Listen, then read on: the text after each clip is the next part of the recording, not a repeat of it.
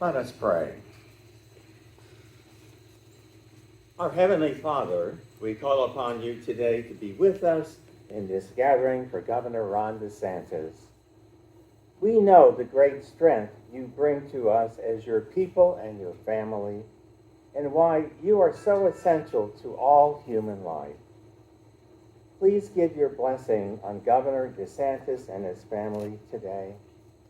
Fill him with your strength, with your courage, with your wisdom, as he leads the great state of Florida and brings his vision to our nation. Please bless all political leaders, local, state, federal, and help them to properly discern what is truly good for your people. May they imitate the example of your servant leadership and never put their interest ahead of those of our nation. And may the policies and laws passed by our political leaders always benefit all of your people and reflect your divine will and not just the will of mankind. We ask this through Christ our Lord. Amen. Amen.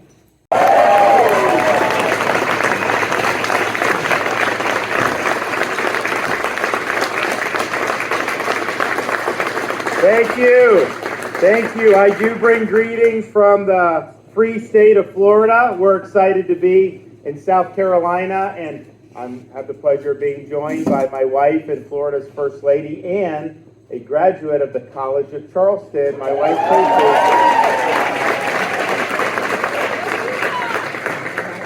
Casey. Casey's parents live in Aiken, but when we first met, they were living in Mount Pleasant. And so I used to come, I was a junior officer in the Navy at the time, and we'd come up to visit. And I can tell you, just with the naked eye, every year I would come visit the Charleston area, I'd see more and more traffic on the street, and you could see the people that were being attracted to South Carolina. And we really have the same story in the state of Florida. We're proud of what we've been able to do in Florida. I think it's a great story about, because there's a lot of pessimism right now about our country. You see all the nonsense that's going on with Biden in D.C. But I think what Florida shows is if you actually stand for the basic principles that this country was founded on, you're willing to dig in and fight for those and deliver results, people respond. And they respond in ways that are overwhelming. Our state right now, we're the fastest growing state in the United States. We're the #1 state for net in-migration, and that's been true every year since I've been governor. States like California, Illinois, New York, they are losing population because of their bad policies. We're attracting people. We're #1 for economic freedom. We're #1 for education freedom. We're #1 for parental involvement in education. We're #1 for public higher education. Our tax and debt burdens per capita are second lowest in the United States. Of course, we have no income tax. You guys should try that sometime. It works well, I'm telling you.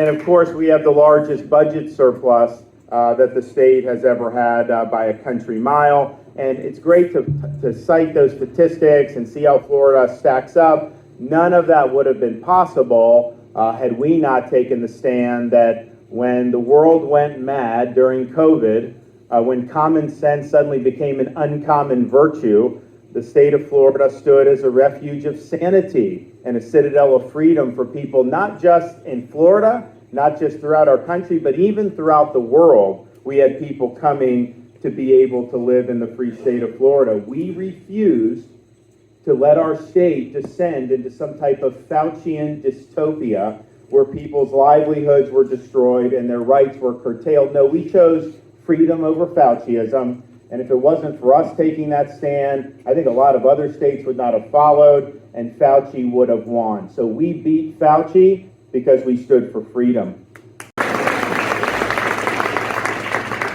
So Florida shows that leadership matters, that boldness is rewarded. As was mentioned, I got elected in 2018 by 32,000 votes. Out of over 8 million votes cast, we had less than 0.5%, very close election. But honestly, for Florida, it wasn't out of the ordinary. If you look back the previous 10 years, governor's races, presidential, 2010, 12, 14, 16, 18, all decided within 1 percentage point, one way or another. And that was just common wisdom, conventional wisdom, that Florida was a swing state, evenly divided politically, and these are the types of results that you're expecting. So because we had that history of being a very closely divided swing state, a lot of people told me when I was getting ready to take office as governor 4.5 years ago, don't rock the boat. Don't go in there, guns blazing, acting like, you just want a landslide. Don't do anything that's going to upset this balance and may upset the balance in the Democrats' favor. And honestly, it wasn't crazy advice. I understood the advice, but I rejected that advice. My view was I may have earned 50% of the vote, but that entitled me to wield 100% of the executive power, and I would do that in order to advance conservative agenda and follow through on the promises I made to my constituents during the campaign. And so that's exactly what we did. And from day one, we went in saying we are going to lead by conviction, not by polls. So to this day, I've not taken a poll on any issue since I've been governor of Florida. Polls don't tell you where we're going. Polls at best give you a snapshot of the present.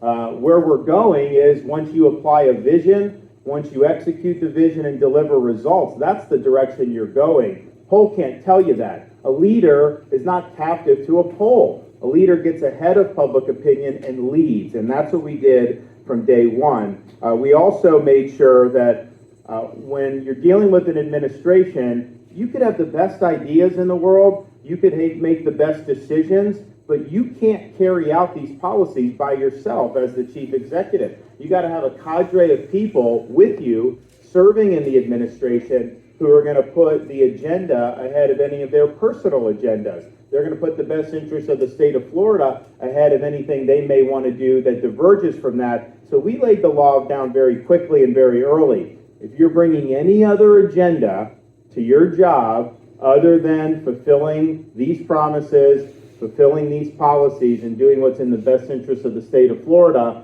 then pack your bags right now, and the door is right over there. We ended up getting rid of some people early on, and you know what? For the last 4+ years, when you look at what's going on in Tallahassee, you don't know what I'm going to do next because there's no leaks to the media, there's no drama, there's no palace intrigue. It's just day after day, we have a plan, and we execute the plan, and we deliver results. And that's really the only way that you're able to do it. I also don't want to deal with, when you're a leader, you got to focus on true north. Where are you trying to get? And there may be, look, on this legislative session, he mentioned a bunch of stuff. We've got a lot more. I mean, this is really ambitious what we're doing now, but that's because we're in a position to do it. But what are you in office for? And you got to know that true north. All this other stuff, the daily news cycle, this or that, none of it matters. Okay, and if you get ground into that, if you get swept away in that, you're going to veer off course. You're not going to be able to accomplish what you said for. So we've been steadfast on focusing on true north. We've also done it by saying, I'm not going to be in a defensive crouch as a Republican governor. A lot of these Republicans, they get into office and they're like potted plants because they're scared of offending anybody. Let me tell you something people will not like. And that's just the reality. And so if you're worried about just not upsetting anybody, well, one way you can do that is just never take any action and never make any decisions. But that's not what a leader's all about. And I think back to some of the big decisions we made, with the stuff I was doing during COVID that now everybody looks back on with schools being open, business. Everyone acts like that was like the right thing, and they all act like they supported me at the time. I can tell you, it was a very lonely position to take. You're talking about 2020 back in those times. I was, pilloried by the media, all this other stuff. But you got to look to see, what you're trying to do, what are you going to do right or not? I knew that those decisions were going to be unpopular given the hysteria that was going on. But nevertheless, we went forward and got it done. So when you're on offense, which is what we said we would do, you're able to get in front of issues. You're able to raise issues. There's a lot of conservative states in this country that haven't done 10% of what we've done in Florida on things like parental rights and education, on school choice, on all these other things. And part of it is because it takes time. If you're not pushing the agenda, it'll take time for that to percolate. So we are going in, we're forcing the issue and we're making sure that we're letting our voice heard. And strategically, it's the right thing to do too. Because these Republicans that are very defensive, what does that let them do? It lets the media set the narrative. It lets the left set the narrative. And then they're trying to fight their way out of a wet paper bag because they've already had the terms of the debate defined against them. What we showed in Florida is we're doing so much that we do something, and of course the media is going to have a spasm. Of course the left's going to have a spasm. But guess what? By the time they get their act together to start shooting at us in a coherent way, we've already moved on to the next issue, and the next announcement, and the next. They can't keep up with us.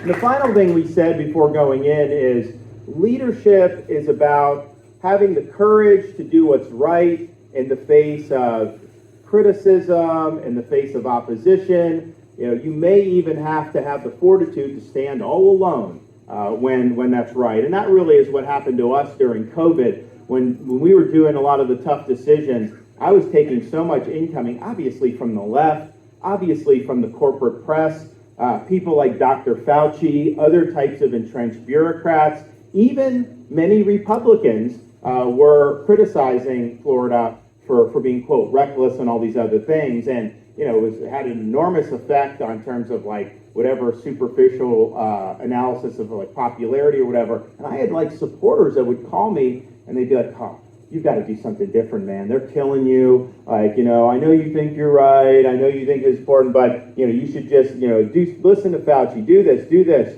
just to basically get the heat off you." And that is not leadership. A leader is going to worry about protecting the jobs of the people he represents before he's worried about trying to protect his own political hide. So I was willing to take the hits. I was willing to take the arrows because I knew if I didn't do it, nobody else at that time would have been willing to do it. And I didn't know how it was going to work out politically. I didn't know if I'd end up even getting reelected back in those days with the way things were going. But you're much better off doing the right thing for the right reason and standing up for people that need you. Because if it doesn't work out for you politically, you'll always be able to look in that mirror and know that you did the right thing. If you trim your sails, if you try to contort yourself into a pretzel or do something in your heart you don't know is right, just for some type of temporary political gain, that usually never works out anyways. But even if it did, I think you would have a tough time looking in the mirror knowing you knew you had to buck Fauci to save education and to save jobs, but you didn't have the fortitude to do it. So we understood that you had to do it, and we did that. And so we did a lot in those 4 years. How is it going to work out? I mean, it's great to say you're leading. It's great to say you're getting things done.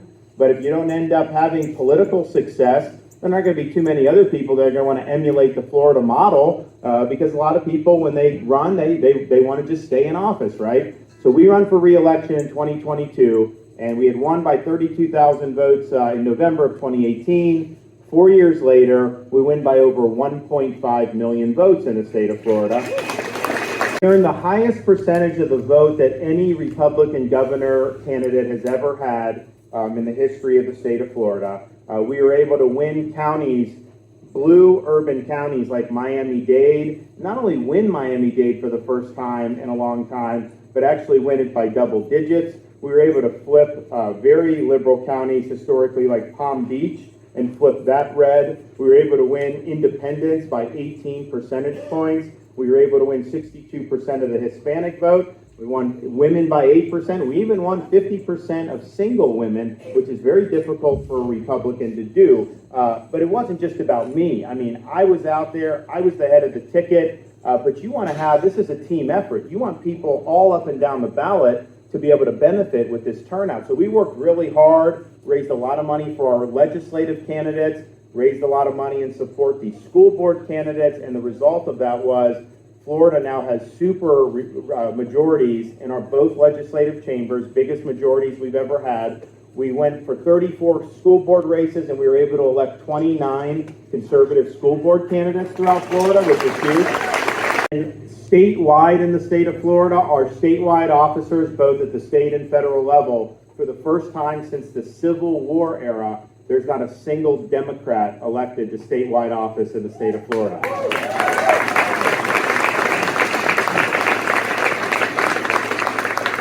I got elected, there were 300,000 more registered Democrats in Florida than Republicans, and we had never in the history of Florida had more registered Republicans than Democrats. Fast forward 4 years, I'm standing for re-election, and there's 300,000 more registered Republicans than Democrats. That's a 600,000 margin shift.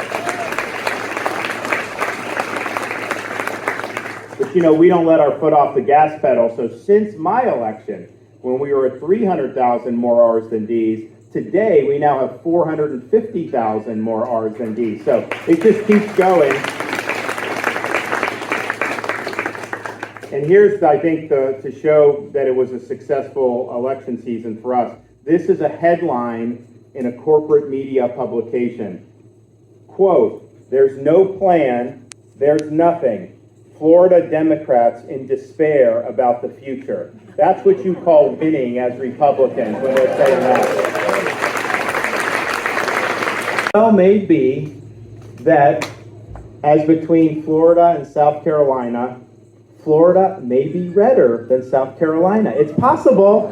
It's possible. I don't know. We'll have to see in 2024 how it shakes out. But no one would have said, even 2 years ago, much less 4 or 10 years ago, that Florida would end up a red state. They were saying it was either going to be a swing state forever or even maybe end up a blue state. And so what we've done is we've turned Florida from a swing state into a solid red state. That's what political success is all about.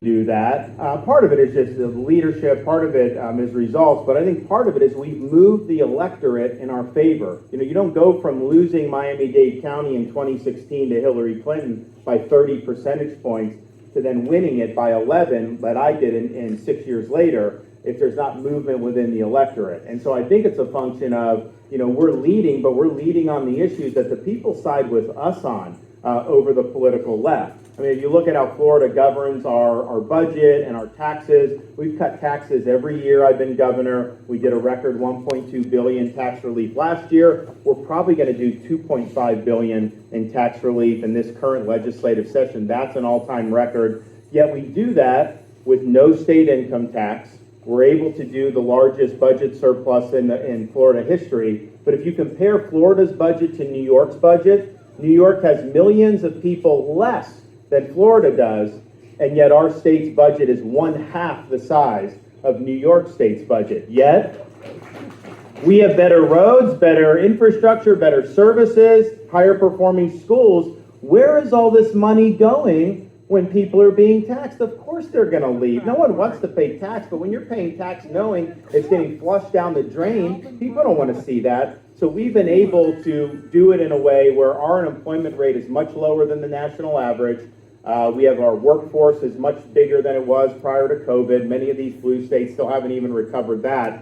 And our debt to GDP, we have $1 trillion economy in Florida alone, and yet our debt is only $20 billion. Now compare that to the feds and our country. Our country's economy, I think, is like $24 trillion economy, but our national debt is bigger than our total economy. It's $31+ trillion. And you look at what Biden's done, you know, they've spent, how much money have they spent over the last few years? Trillions and trillions of dollars. Federal Reserve is printing trillions and trillions of dollars of additional money. Of course you're going to get inflation when that happens. And they said it was transitory, they were wrong, and now they've had to hike interest rates. It's probably going to throw our economy into a recession. So it's a difference between sound fiscal policy and reckless fiscal policy. And I don't know if you guys have heard of what they're trying to do with this central bank digital currency, but I can tell you this, in Florida, I'll be signing a bill this year outlawing CBDC in Florida.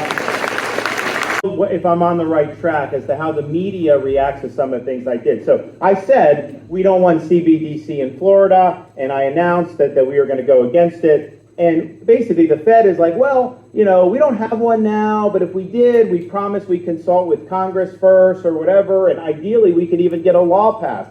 And I'm like, wait a minute, ideally? The Constitution doesn't say it's ideal to get a law. It's required to get a law if you want to do anything like that. And obviously we don't think Congress should authorize this, but they may try to do it unilaterally. So we'll be able to protect Florida. I think Texas is going to do it too. But I made the point of, okay, why are they doing this They want to get rid of all their cryptocurrency. They want to have a digital dollar. They do want to go to a cashless society. If the Federal Reserve controlled everybody's money directly, had oversight, do you think that they would use that power in a benign fashion? Of course not. They're going to impose a social credit system. They're going to say, wait a minute, you already got 3 tanks of gas this week. We got to worry about climate change. You can't do, we're going to do this, we're going to do that. So you see, sometimes things happen, the government proposes, and it can be like a wolf's in sheep's clothing. This wolf is just coming as a wolf. You know, if you give government this power, they will absolutely abuse it. So I'm making these points.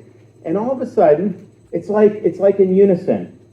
New York Times, Washington Post, CNN, all these different corporate outlets, all rushing. DeSantis is promoting conspiracy theories. DeSantis wants to ban CBDC and it doesn't even exist yet. DeSantis, all this and this.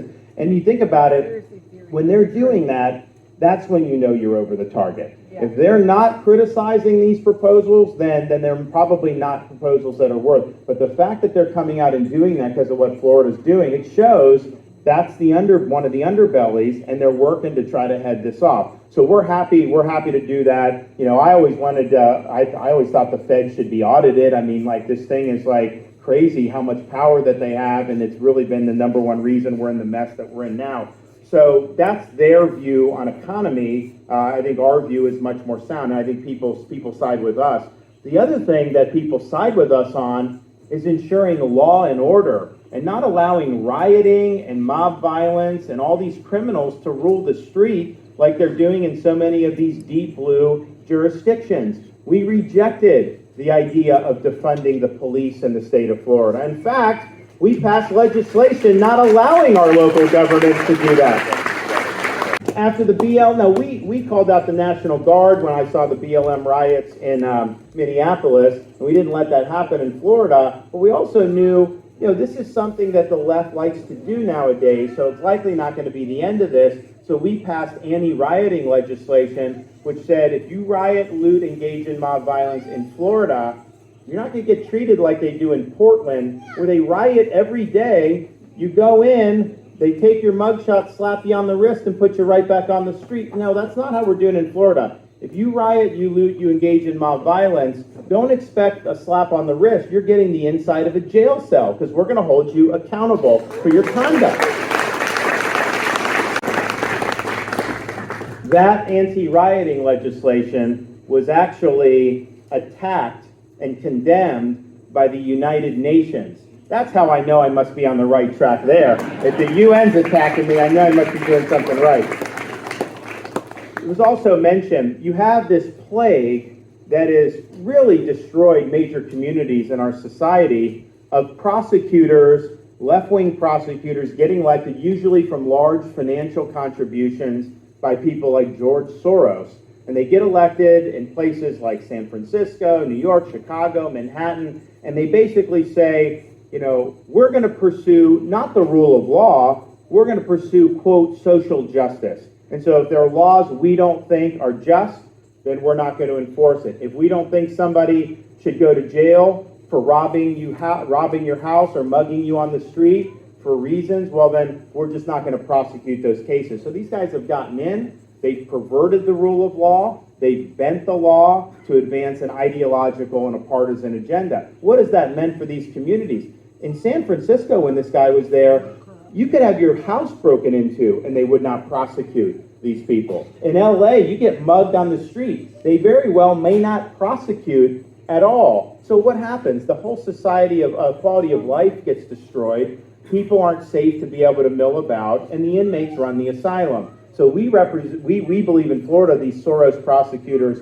represent a threat not just to the rule of law, but the basic public peace and basic order. So when we had a prosecutor funded by Soros in Tampa that said he was not going to enforce laws in Florida that he didn't like, I removed him from his post. He is gone. The people also sided with us on fighting back against COVID authoritarianism and the medical authoritarianism that we saw over the last few years. You had churches in some states that were ordered to close, while strip clubs and liquor stores were allowed to be open.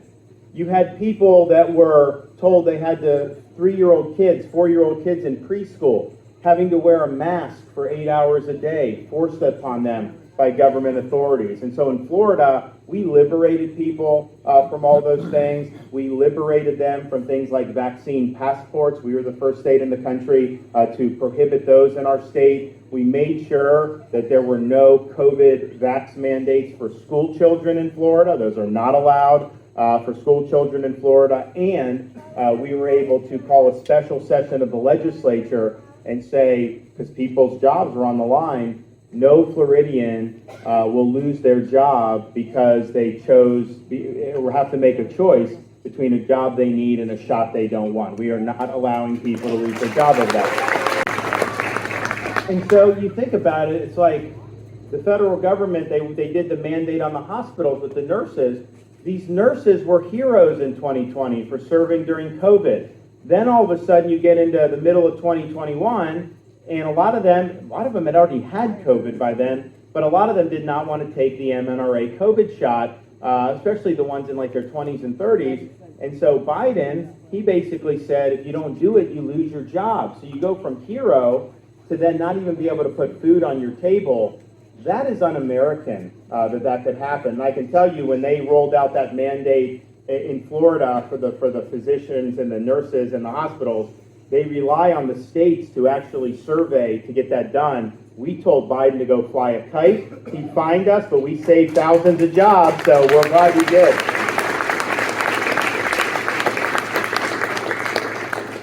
The people also side with us on the idea that the purpose of our school system is to educate kids, not to indoctrinate kids. And what we've seen over the last many, many years is the use, particularly of K-12 education, by school unions and other interest groups, kind of hijack that and use that as a way to impose political ideology. That's why you see a lot of this stuff going on throughout the country that we're fighting back on in Florida, and I know you all are in South Carolina. Higher education's the same thing. The purpose of the university isn't to impose an ideology. It's not to impose political activism. It's not to try to foment, quote, social justice. Purpose of a university is the search for truth. Purpose of the university is rigor. Purpose of the university is to give students a foundation so they can think for themselves and be citizens of our republic. And so in Florida, we've made sure our institutions line up with their traditional mission. We support the rights of parents to be involved in the K through 12 school system. We give parents the ability to know what curriculum is being taught to their kids, including what curriculum may be in books, may be in the library. And the media hates that because the media thinks parents should be in the dark when it comes to what kids are learning in school. Why would you not want a parent involved? I mean, you ask any teacher, are you going to do better with the kid if the parent takes an interest and is involved? Or is the kid not going to do as well if the parent's not involved and doesn't care what's going on in school? Of course you're going to be better if the parent is actively engaged. Why would the left not want the parents actively engaged? Because they view the parents as a roadblock for them using the schools to impose ideology. So that's why they don't want to do it. So we've armed parents with the ability to identify curriculum that doesn't meet Florida standards and even to get it removed. Now, what the media will say is Florida is banning books, and they've created like a hoax. And so we pushed back on the hoax. I did an event called Exposing the Book Ban Hoax. And before we did the press conference, we played a video that had the pictures of these pornographic books that were found in the schools. And the media that was covering it, the local news, they had to cut their feeds of the press conference. Why? They said it was too graphic to air. And I'm thinking to myself, if it's too graphic to air on the 6 o'clock news, how is it appropriate for a 9-year-old school child? This is insane. We've also led the way in Florida on eliminating things like critical race theory from our K through 12 schools. We're not teaching our kids to hate our country or to hate each other. No, we're going to treat people as individuals, and we're going to teach them that what ultimately determines your success in life is your work ethic, your character, your achievement, your merit, and hard work. And those are things that are very, very important. But part of what we've done in Florida is say, okay, we're not for things like CRT, and we shouldn't be, but what are you for? And so we've done a renewed emphasis on American civics and the Constitution in our schools, particularly our high schools. And we give students a test before they graduate. That's like a citizenship exam. We have training courses for teachers. They get a $3,000 bonus if they go through a 50-hour training course that we got compiled from people from like Hillsdale College and all these great people that really know about the Constitution. That is now being taught to our teachers about what really are the foundations of America. And it's really, really exciting that we're doing it. And another thing that we do, every 7th of November, we dedicate into Florida to teach students about the evils of communist regimes throughout history. So they know, they need to know that 100 million were dead at the hands of Marxist, Leninist regimes in the 20th century alone. You know, they don't like to talk about in kind of liberal academia. They don't like to talk about the tens of millions that died in communist China under Chairman Mao. They don't like to talk about all the people in the gulags that died under Stalin. They want to act like, they want to whitewash that because these were leftist dictators. So we're telling the truth about Marxism, Leninism to our kids because they need to know not only what it means to be an American, but they also need to understand what it is we're fighting against. So we're proud that we've been able to do that. We think it's very, very important. We also, look, my wife and I are parents. We have a 6, a 5, and a 3-year-old at home, and I see these issues through the lens not just of being a governor, but also being a dad. And I just think parents should be able to send their kids to school. Kids should be able to watch cartoons or just be kids without having somebody's agenda shoved down their throat.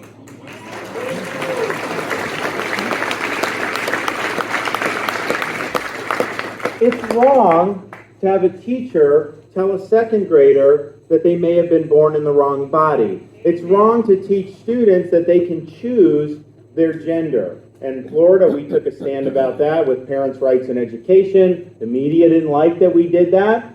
The left didn't like that we did that. Disney didn't like that we did that. You know what? We stand up for what's right, and we're going to be governed by the will of the people of Florida, not on what a woke company based in California has to say about it. So we went against them. We made sure we did it right. But, you know, we had this thing with Disney where they're attacking our bill, okay, but then they say, you know, our mission after I signed it is going to be to get it repealed or to strike it down in the courts. Well, that's a little bit more aggressive and probably not what a company should be doing, but they had a situation in Florida that they had for many decades where they had their own government in Central Florida. They were self-governing. There was no accountability. They had a dominion, a fiefdom of over 44 square miles right in the heart of the state of Florida. What other corporation is able to be its own government like they are? Nobody is. And so we said, okay, you know, that was a very sweetheart deal 60 years ago, not something that we would do today, obviously, but also not something we can in good faith allow to happen if your company is dedicated towards the sexualization of minors. It's wrong to do that. It's wrong what they've done. Our own government, but we're going to lock in our self-governing rights even though the state has passed legislation to do it. So that came public, and the liberal media tried to act like, oh, Disney, they have this ironclad contract, not going to be able to do it. And so we announced earlier this week, actually under Florida law, you know, those agreements are revocable by the legislature, and the legislature is going to enact that provision, and Disney's going to be put back in their box. They are going to live under the same laws as everybody else. They're going to pay their fair share of taxes, and they're going to pay off all their debts. That's the American way, not giving a corporation their own government. But what that shows us is how corporate America is going, how far they're going in pursuing basically a woke ideology, a woke agenda. You know, we had to sign a bill in Florida, and I was happy to do it, to protect women's sports, because they want male athletes to be able to, quote, identify as a female and participate and even win championships. And that's denying girls opportunity. It's denying women athletes opportunity. But But even more significant than that, I think, is if you look at what's going on with the gender madness and the gender ideology, if you have a man that puts on a dress, dresses up as a woman, and says they're a woman, if you make me or expect me to accept that that's a woman, then you're asking me to be complicit in a lie. And I am not going to do that. So all these issues with the gender ideology, with the women's athletics, honestly, as sad as this is, I had to do a thing through our Board of Medicine because they're doing puberty blockers and sex change operations on minors. And so now in Florida, a physician does that, they lose their medical license, which I think is appropriate. But I think the common thread through all of the madness that we see is the fundamental question I think we face as a society is, are we going to be a society that is rooted in the truth, or are we going to be a society that is susceptible to the latest ideological fad or ideological current? And my view is, if you don't have a solid foundation, if you're not seeking truth as a society, then you are going to fail. And so the reason why we're strong on all these issues is because the more fundamental thing is, we cannot have our society operate on the basis of lies. We got to have our society operate on the basis of truth. And that's what we're doing in Florida, and that's why I think we've been successful. Another area where the left has failed, where we have an opportunity to really be leading, is on the idea of strong borders and the rule of law. You have a situation now where you have millions and millions of people that have poured across the country illegally. They don't even know who these people are. They've come from over 100 different countries. We have criminal aliens have come across. We have people on the terror watch list that's come across. We even have people from the CCP that have come across the southern border. And how much fentanyl has come across the southern border in the last few years? More than we ever could have imagined. And of course, our overdoses are reaching a modern high. Tens of thousands of people are being killed throughout our country on the basis of fentanyl. The thing about fentanyl, a lot of particularly the young people, they don't know they're even taking fentanyl. They may take some drug, and they shouldn't be doing it, but they're taking some drug that would likely not cause them to die. If it's laced with fentanyl, that could be it for them. They could die right there on the spot. So the stakes are very, very high, and this impacts communities in all 50 states, impacts communities in Florida, I can tell you that.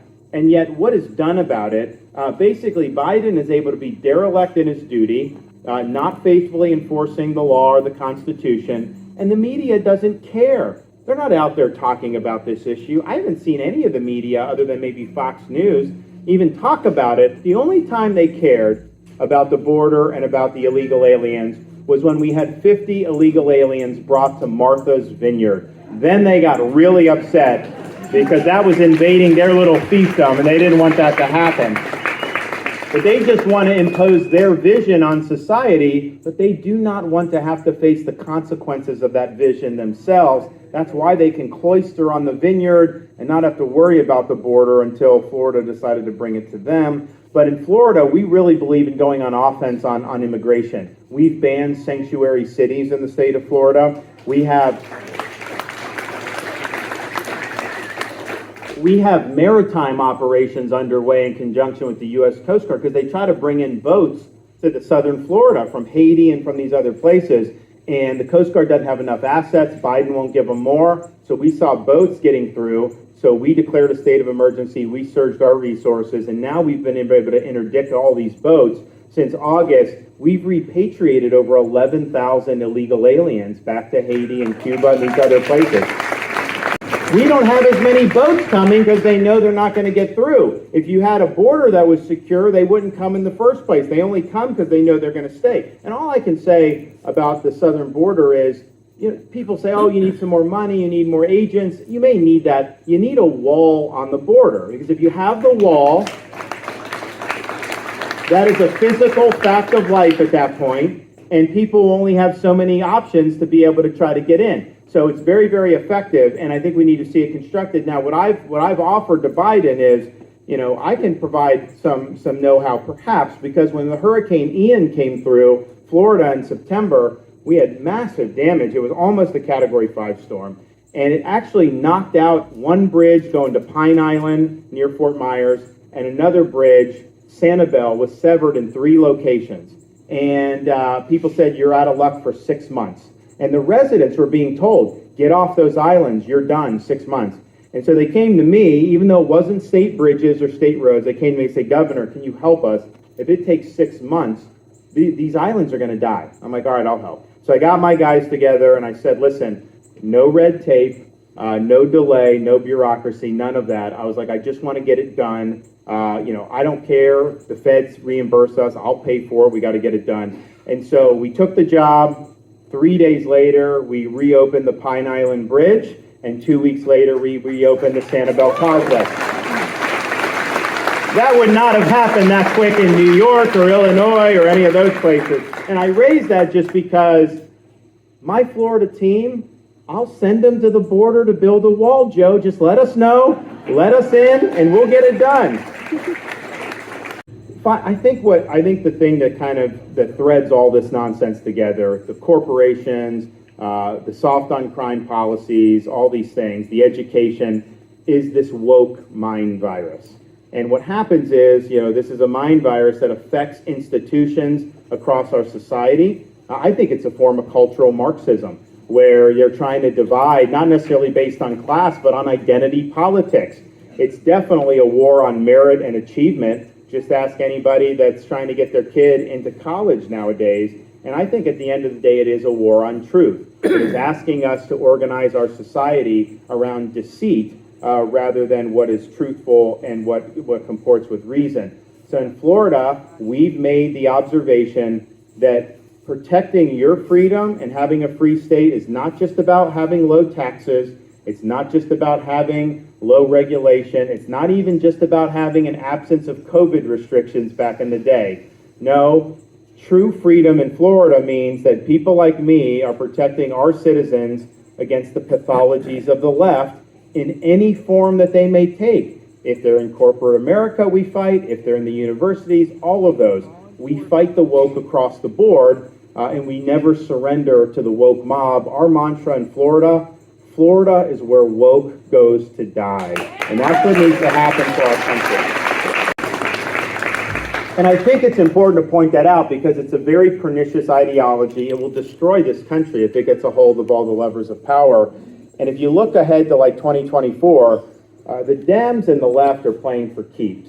I mean, if they're able to win the presidency, the House, and keep the Senate, they are going to try to pack the U.S. Supreme Court.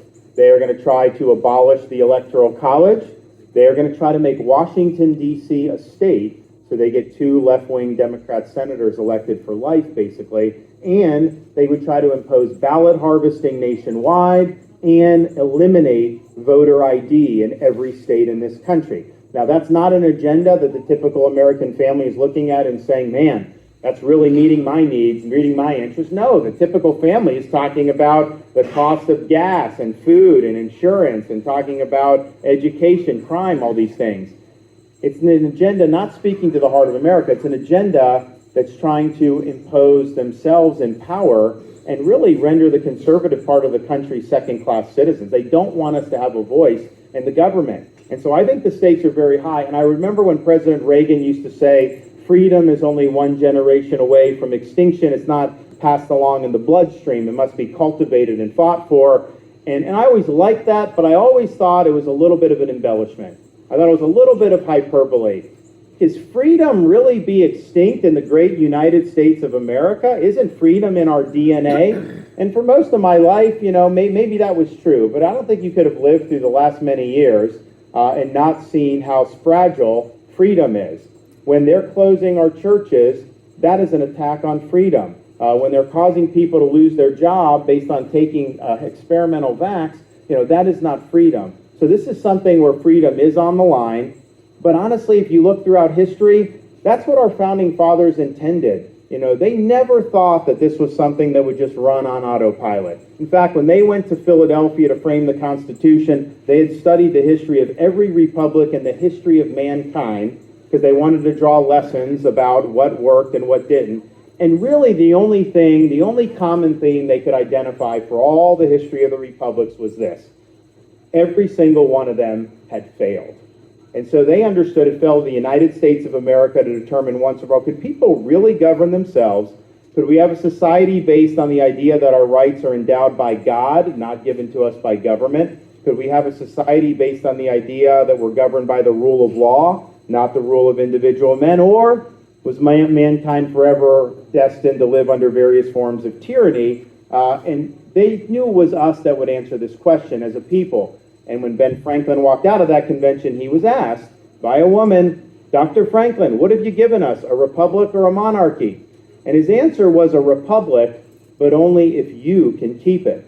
Because he understood you could have the best constitution in the world, you could have the best Bill of Rights in the world, you could have the best Declaration of Independence in the world. Those things do not run on autopilot. They require individual citizens to be diligent in maintaining a free society. It may mean some of us have to put on a uniform and go fight battles on behalf of the country, as I'm sure some people in this audience have done. And I've worn the uniform of the country, and I'm proud of that. It's required some people to give the last full measure of devotion in service to the country. But it may just require us to show a little bit of spirit, to show some optimism, to say we're going to work hard to make sure that the left is not going to destroy this country. And I think that the pessimism you see in Florida, it was really interesting because the voters overwhelmingly thought Florida was going in the right direction, but yet overwhelmingly thought America was going in the wrong direction. So they saw the difference between a government living by the founding principles of this country and a government that continually defied the founding principles of this country. So there's been a lot of pessimism, even in Florida, about the direction of the United States. But my message is simple. Florida shows that it can be done, that decline is a choice, that success is attainable. And I think most of all, it shows us that freedom is worth fighting for. And that's exactly what we'll be doing. So thank you all. God bless you. Thank you so much.